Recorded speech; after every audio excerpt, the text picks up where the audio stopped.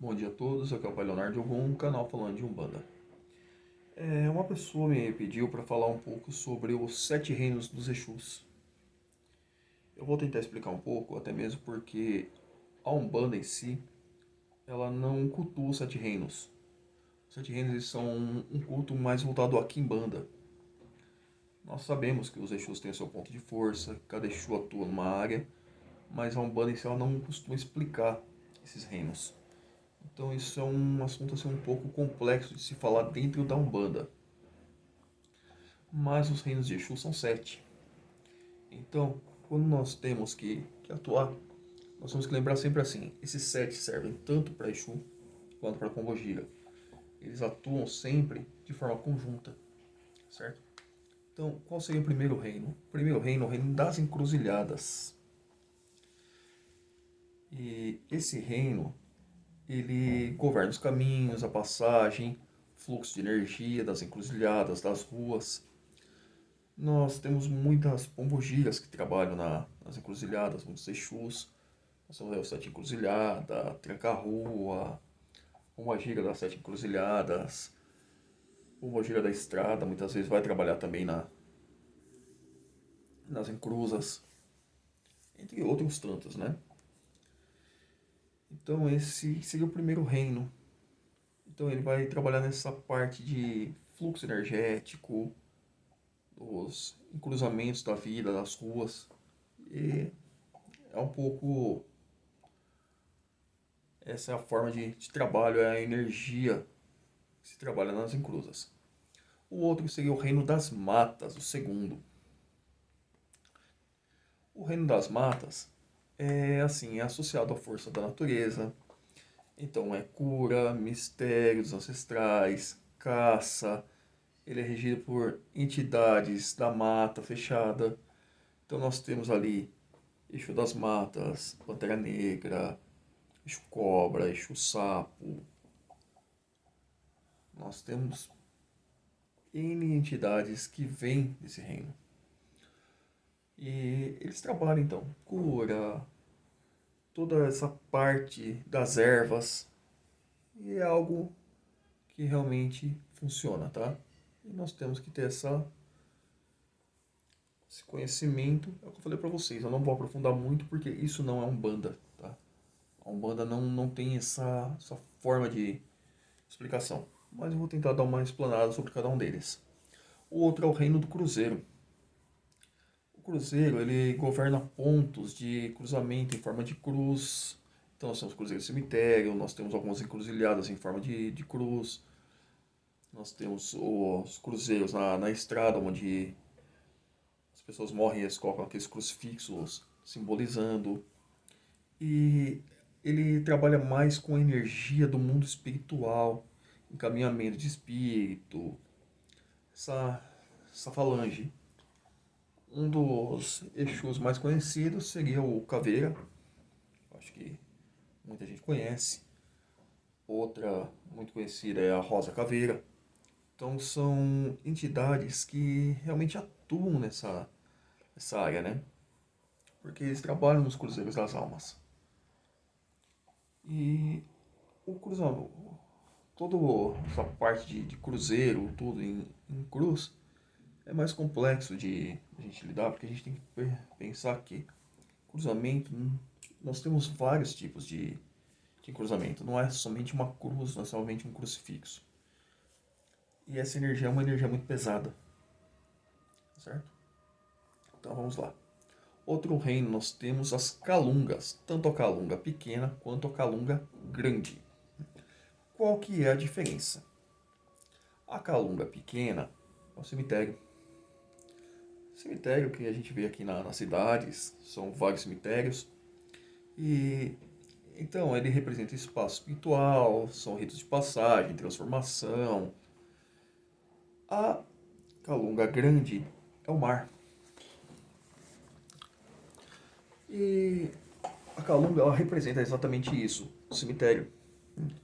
Ah, mas o mar é cemitério? Gente, tem tanta gente que foi jogada ao mar. Pensa quando na época das navegações as pessoas morriam nos barcos, eles não deixavam a pessoa lá para transmitir doença, a pessoa poderia ser dentro do barco? Eles jogavam no mar e a pessoa era descartada ali. Então essa é uma forma também.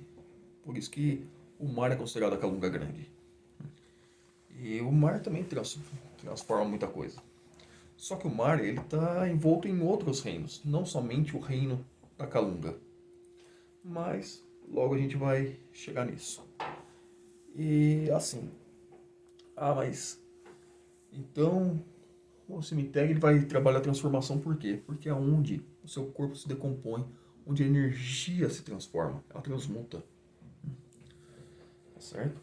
Então vamos lá. O reino das almas. O reino das almas, ele é uma divisão de todos os reinos. Ele é chefiado por Exu, rei das almas, Pombogira, rainha das almas, e ele governa e atua em locais altos, hospitais, velórios, fazendo mediação entre mundo físico e espiritual. Por quê? É onde ele vai trabalhar o desencarne mesmo. As pessoas que vão desencarnando, ele vai tendo essa ligação entre os dois mundos, fazendo a ligação. Se nós fôssemos o candomblé, nós diríamos entre o Aie e o Orum.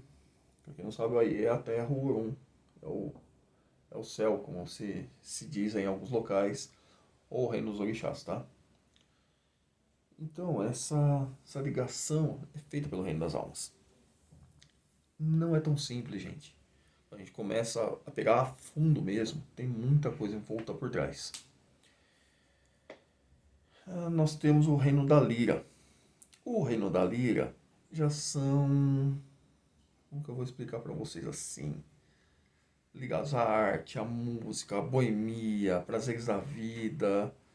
Então, quem que são os conhecidos da lira? Então nós temos os sete da lira, nós temos as rainhas da lira, nós temos Padilha, nós temos Zé Pilintra, nós temos Maria Navalha. Os malandros, principalmente, eles estão envoltos na lira. Aquelas entidades do cabaré, elas estão envoltas na lira. Porque muita gente fala assim, a minha pombogira é do cabaré. Ela está em qual reino? Da lira. Porque a boemia, é a música, é a arte, é a bebida, a dança, tudo aquilo que envolve prazeres. Então, isso entra o reino da lira. Mas a minha pombogira não é prostituta. Eu nunca falei que pombogira é prostituta. Estou dizendo que ela é envolta à boemia. Até mesmo porque eu não acredito na prostituição do espírito. O último reino é o reino da praia. O reino da praia ele é governado por Exus da praia, pombogiras da praia, e ele cuida das áreas próximas ao mar, rios, água doce, água salgada. Então, aí envolve também alguns Exus que são da cachoeira, Exus de água doce, Exus da água salgada, eles se envolvem no reino da praia. Lembrando que o Exu da água salgada ele pode tanto estar envolto no reino da praia quanto da Calunga Grande, dentro da Calunga. Então, essa é uma dualidade que a gente tem que prestar muita atenção quando você vai conversar com o Exu, tentar entender qual que é o campo de atuação dele. E é através disso a gente consegue perceber, esse aqui ele é reino das águas, esse aqui é reino da praia, esse aqui é Calunga, esse não sei o que. E assim você vai criando ali uma forma de entender a atuação de cada Exu, entender o seu reino de atuação e qual a sua forma de atuação. Não adianta eu chegar e falar assim, não, eu trabalho com o Exu da praia. Tá. Mas o Exu da praia trabalha no mar, ele não trabalha na praia. Então ele é da parte rasa, ele não é da profundeza. Se ele for da profundeza, ele é Calunga Grande, ele não é praia. Então, são algumas vertentes que a gente tem que compreender. E é o que eu disse para vocês, esses reinos de Exu, a Umbanda não tem uma explicação tão grande, não é voltado para isso. Quem se volta mais a esse tipo de explicação é a Quimbanda ou o Candomblé. Por quê? A Quimbanda e o Candomblé, eles são mais envoltos à matriz africana do que a Umbanda. Porque a Umbanda, ela pegou muito sincretismo. E esse sincretismo atrapalha muita coisa. Inclusive, na hora de você ter uma explicação, as pessoas muitas vezes não conseguem entender o que a gente diz. Ainda existem algumas casas que são católicas e umbanda, sabe? É uma banda católica, uma coisa assim que para mim não faz sentido algum. Porque Cristo não é Oxalá. É um sincretismo que vem da época que os africanos vieram para o Brasil. Então nós temos que ter essa compreensão e entender que nem tudo que se sincretiza é o que realmente é.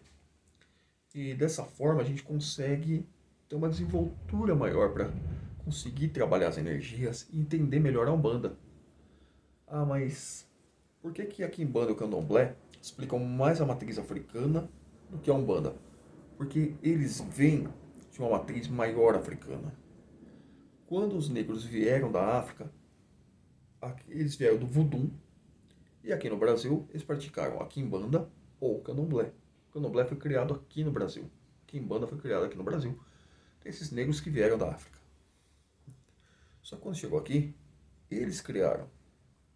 A Umbanda é uma religião mais nova, foi criada já por um brasileiro, e ele criou um sincretismo onde ele achou que é o ideal. A Umbanda tem um pouco mais de 100 anos, ela está em evolução. Então nós temos que compreender isso e ver o que está acontecendo e por que nós não temos esse fundamento tão grande da matriz africana. É justamente por causa disso, porque a Umbanda ela não tem esse pé fincado na África, como tem o Candomblé, como tem a Quimbanda. E, gente, tá tudo certo. É assim que funciona. Vamos tentar progredir da melhor forma possível. Tá sempre atuando junto. Então, obrigado a todos. Quem puder, curta o vídeo, compartilhe, comente, tire suas dúvidas, se inscreva no canal. Obrigado, uma boa tarde a todos.